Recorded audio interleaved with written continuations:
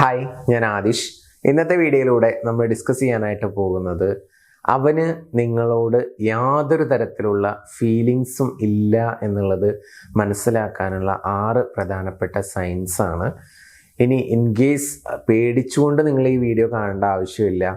In case ആ feelings ഇല്ലെങ്കിൽ feelings ഉണ്ടാക്കാൻ വേണ്ടിയിട്ട് എന്താ നമുക്ക് ചെയ്യാൻ പറ്റുക എന്നുള്ളത് അവസാന ഭാഗത്ത് ഞാൻ പറയാം. നമുക്ക് ഓരോ സയൻസ് നോക്കാം. ഈ സയൻസുകൾ കൃത്യമായിട്ട് നിങ്ങൾ മനസ്സിലാക്കുക, എന്നിട്ട് ചിന്തിക്കുക ആ വ്യക്തിക്ക് നിങ്ങളോട് ഫീലിങ്സ് ഉണ്ടോ ഇല്ലയോ എന്നുള്ളത്. ഒന്നാമത്തെ കാര്യം, ആ വ്യക്തി നിങ്ങളോട് ആ വ്യക്തിയുടെ ഫീലിങ്സ് ഷെയർ ചെയ്യുന്നുണ്ടോ ഇല്ലയോ എന്നുള്ളത് നോക്കുക. അഥവാ ആ വ്യക്തിയുടെ ഇമോഷൻസ് മീൻസ് ആ വ്യക്തിക്ക് സന്തോഷം തോന്നുമ്പോൾ ആ സന്തോഷം നിങ്ങളുമായിട്ട് പങ്കുവെക്കുന്നുണ്ടോ, ആ വ്യക്തിക്ക് ദുഃഖം വരുമ്പോൾ ആ ദുഃഖം നിങ്ങളുമായിട്ട് ഷെയർ ചെയ്യുന്നുണ്ടോ എന്നുള്ളതൊക്കെ നിങ്ങൾ നോക്കുക. ആ വ്യക്തിക്കുള്ള ഫീലിങ്സ് ഒക്കെ നിങ്ങളുമായിട്ട് പങ്കിടുന്നുണ്ടെങ്കിൽ പോസിറ്റീവാണ്, പങ്കിടുന്നില്ലെങ്കിൽ ഇമോഷണലി ഒരു ഡിസ്റ്റൻസ് കീപ്പ് ചെയ്യുന്ന വ്യക്തിയാണ് എന്നുള്ളത് മനസ്സിലാക്കാം.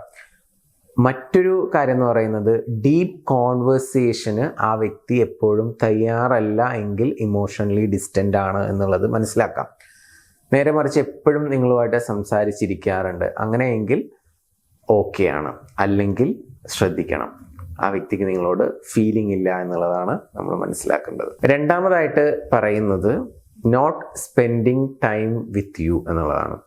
അഥവാ ഇടയ്ക്കിടയ്ക്ക് ടൈം സ്പെൻഡ് ചെയ്യുന്നതല്ല പറയുന്നത്, ആ വ്യക്തി പ്ലാൻ ചെയ്തിട്ട് നിങ്ങളുടെ കൂടെ ഇരിക്കുക, കുറച്ച് നേരം സംസാരിക്കുക, അങ്ങനെയുള്ള പരിപാടികളൊന്നും നടക്കുന്നില്ലെങ്കിൽ ആ വ്യക്തിക്ക് നിങ്ങളോട് ഫീലിങ്സ് കുറവാണ് എന്നുള്ളതാണ് നിങ്ങൾ മനസ്സിലാക്കേണ്ടത്. എന്തെങ്കിലുമൊക്കെ പ്ലാൻ ചെയ്യുമ്പോഴേക്കും അതിൻ്റെ അപ്പുറത്തേക്ക് വേറെ എന്തെങ്കിലും കാര്യം വരുന്ന സമയത്ത് ഈ പ്ലാൻ ക്യാൻസൽ ചെയ്യുക. അങ്ങനെ നിങ്ങൾ മീറ്റ് ചെയ്യേണ്ടതായിട്ടുള്ള സിറ്റുവേഷൻസ് അല്ലെങ്കിൽ ഒന്നിച്ച് കാണാമെന്ന് പറഞ്ഞ പല പ്ലാനിങ്ങുകളും ക്യാൻസൽ ചെയ്ത് മറ്റുള്ള പരിപാടികളിലോട്ട് പോകുന്ന ഒരു പ്രവണത ഉണ്ടെങ്കിൽ അത് ശ്രദ്ധിക്കുന്നത് നല്ലതാണ്. കാരണം ആ വ്യക്തിക്ക് നിങ്ങളോടുള്ള ഫീലിങ്സ് കുറഞ്ഞിട്ടുണ്ട് എന്നുള്ളതാണ് നിങ്ങൾ മനസ്സിലാക്കേണ്ടത്. എപ്പോഴും പ്ലാൻ ചെയ്ത കാര്യങ്ങളൊക്കെ ക്യാൻസൽ ചെയ്യുന്ന ഒരു സ്വഭാവമുണ്ടോ എന്നുള്ളത് നോക്കുക. അതുപോലെ തന്നെ പല കാര്യങ്ങളിലും നിങ്ങളെക്കാൾ കൂടുതൽ പ്രയോറിറ്റി മറ്റുള്ള കാര്യങ്ങൾക്ക് കൊടുക്കുന്നുണ്ടോ ഇല്ലയോ എന്നുള്ളത് നോക്കുക. അങ്ങനെ ചെയ്യുന്നുണ്ടെങ്കിൽ നിങ്ങൾ മനസ്സിലാക്കേണ്ടത് ആ വ്യക്തിക്ക് നിങ്ങളോട് ഫീലിങ്സ് കുറവാണെന്നുള്ളതാണ്. കാരണം ആ വ്യക്തിയുടെ വാക്കുകളിലല്ല, ചിലപ്പോൾ വാക്കുകൾ കൊണ്ട് നന്നായിട്ട് സൂചിപ്പിക്കുന്നുണ്ടാവാം, പക്ഷേ പ്രവൃത്തികൾ നേരെ ഓപ്പോസിറ്റ് ആണെന്നുണ്ടെങ്കിൽ നമ്മൾ കെയർ ചെയ്യുന്നത് നല്ലതാണ്. ഇപ്പം തന്നെ അത് മനസ്സിലാക്കുകയാണെങ്കിൽ അതിനുള്ള സൊല്യൂഷൻ നമുക്ക് ചെയ്യാവുന്നതാണ്. ഇപ്പോൾ 2 കാര്യങ്ങളെ ഞാൻ പറഞ്ഞിട്ടുള്ളൂ, ബാക്കിയുള്ള കാര്യങ്ങളിലോട്ട് കിടക്കാം. അതിനു മുമ്പ് നിങ്ങളുടെ റിലേഷൻഷിപ്പിൽ നിങ്ങൾ എന്തെങ്കിലും ഇഷ്യൂസോ പ്രയാസങ്ങളോ ഫേസ് ചെയ്യുന്നുണ്ടെങ്കിൽ പ്രോപ്പറായിട്ട് അത് ഷെയർ ചെയ്തിട്ട് അതിന് വേണ്ട സപ്പോർട്ടുകൾ വേണമെന്ന് ആഗ്രഹിക്കുന്നുണ്ടെങ്കിൽ മുകളിൽ കാണുന്ന നമ്പറിലോട്ട് നിങ്ങൾക്ക് വിളിക്കാവുന്നതാണ്. തീർച്ചയായിട്ടും ഞാനും ഞങ്ങളുടെ ടീമും നിങ്ങളെ സപ്പോർട്ട് ചെയ്യുന്നതായിരിക്കും. ഇനി മൂന്നാമത്തെ കാര്യം പറയാം, ഇൻകൺസിസ്റ്റൻ്റ് ആയിട്ടുള്ള കമ്മ്യൂണിക്കേഷൻ എന്നുള്ളതാണ്. ഇങ്ങനെയാണെന്നുണ്ടെങ്കിലും ആ വ്യക്തിക്ക് നിങ്ങളോട് ഫീലിങ്സ് കുറവായിരിക്കും. ഒന്നുകൂടി ഈ പോയിന്റിനെ നമുക്ക് ഡീറ്റെയിൽഡ് ആയിട്ട് നോക്കാം. ഈ ഹോട്ട് ആൻഡ് കോൾഡ് ബിഹേവിയർ എന്ന് നിങ്ങൾ കേട്ടിട്ടുണ്ടോ?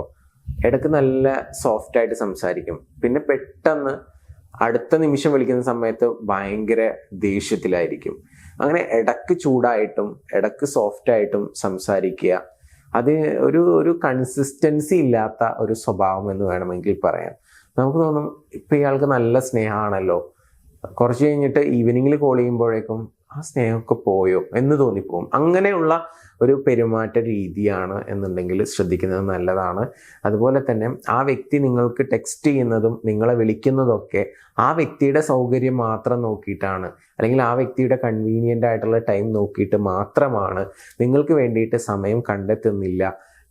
മീൻസ് ഈ വിളിക്കാനും സംസാരിക്കാനും കാണാനും, അത് നേരിട്ടാണെങ്കിലും വീഡിയോ കോളിലാണെങ്കിലും അതിനൊന്നും ടൈം സ്പെൻഡ് ചെയ്യുന്നില്ല എന്നുണ്ടെങ്കിൽ നിങ്ങൾ മനസ്സിലാക്കേണ്ടത് അവിടെ കൺസിസ്റ്റൻ്റ് ആയിട്ടുള്ള ഒരു കമ്മ്യൂണിക്കേഷൻ നടക്കുന്നില്ല എന്നുള്ളത് തന്നെയാണ്. അപ്പോൾ ഈ 2 കാര്യങ്ങൾ കൊണ്ട് നമുക്ക് ആ വ്യക്തിക്ക് നമ്മളോട് ഫീലിങ്സ് ഉണ്ടോ ഇല്ലയോ എന്നുള്ളത് മനസ്സിലാക്കാനായിട്ട് പറ്റും. നെക്സ്റ്റ് വൺ എന്ന് പറയുന്നത് അവോയ്ഡ് ടോക്കിംഗ് അബൌട്ട് ഫ്യൂച്ചർ എന്നുള്ളതാണ്.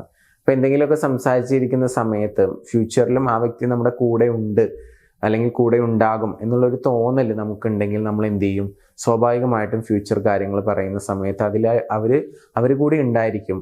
നമുക്ക് അത് അച്ചീവ് ചെയ്ത് കഴിഞ്ഞാൽ നമുക്ക് ഇങ്ങനെ ചെയ്യണം കേട്ടോ, അല്ലെങ്കിൽ നമുക്ക് 2 പേർക്കും കൂടി ആ പരിപാടി സ്റ്റാർട്ട് ചെയ്യണം, അല്ലെങ്കിൽ ആ ബിസിനസ് തുടങ്ങണം, നീ എൻ്റെ കൂടെ ഉണ്ടാവില്ലേ, അങ്ങനെ ഫ്യൂച്ചർ ഡിസ്കഷനിലൊക്കെ നിങ്ങളെ കൂടി ഉൾപ്പെടുത്തുന്നുണ്ടെങ്കിൽ, അല്ലെങ്കിൽ നിങ്ങളും ഉണ്ട് എന്നുള്ള രീതിയിലുള്ള പ്ലാനിങ്സും കാര്യങ്ങളൊക്കെ ഷെയർ ചെയ്യുന്നുണ്ട് എങ്കിൽ അത് പോസിറ്റീവാണ്. അല്ലാന്നുണ്ടെങ്കിൽ നിങ്ങളോടുള്ള ഫീലിങ്സ് ഇല്ല എന്നാണ് മനസ്സിലാക്കേണ്ടത്. എപ്പോൾ വേണമെങ്കിലും നിങ്ങളെ ഇട്ടേച്ച് പോകാം. കാരണം അവർ പറയുന്നതൊക്കെ ഞാൻ അങ്ങനെ ചെയ്യും, ഞാൻ ഇങ്ങനെ ചെയ്യും, അങ്ങനെയുള്ള ഒരു ടോക്കായിരിക്കും.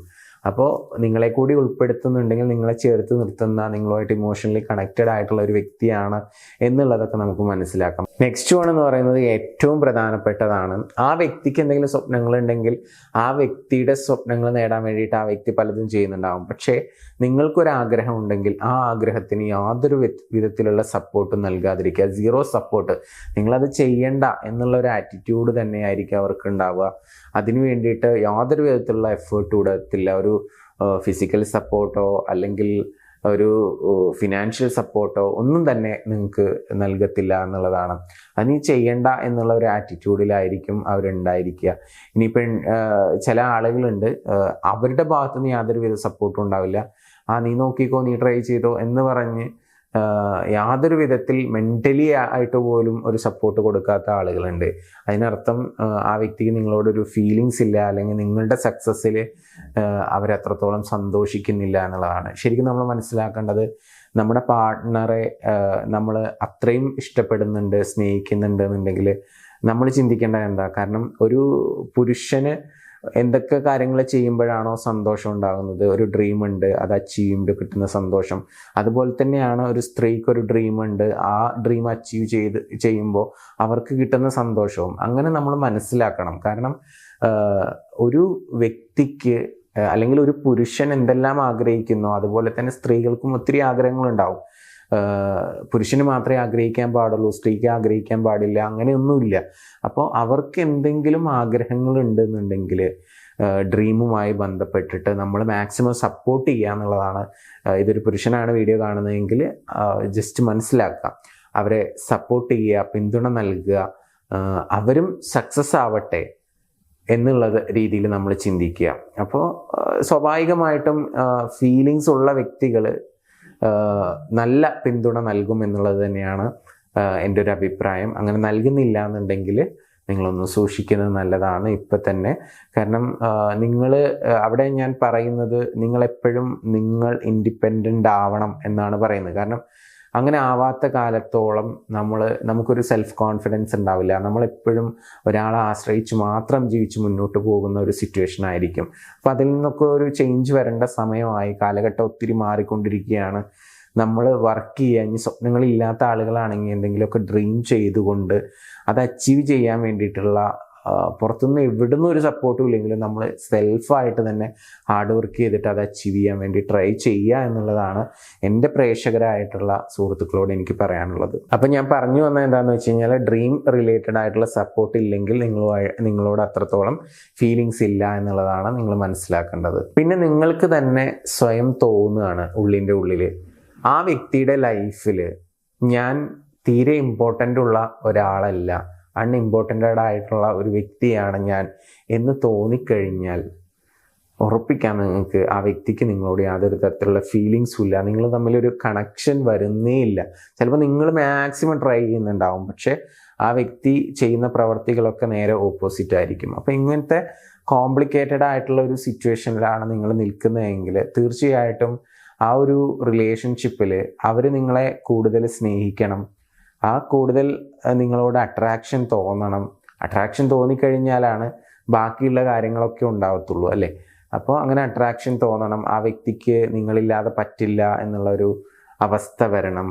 നിങ്ങളുടെ കൂടെ ടൈം സ്പെൻഡ് ചെയ്യുമ്പോഴായിരിക്കണം അവർക്ക് ഏറ്റവും കൂടുതൽ ഹാപ്പിനെസ് ഉണ്ടാകേണ്ടത്.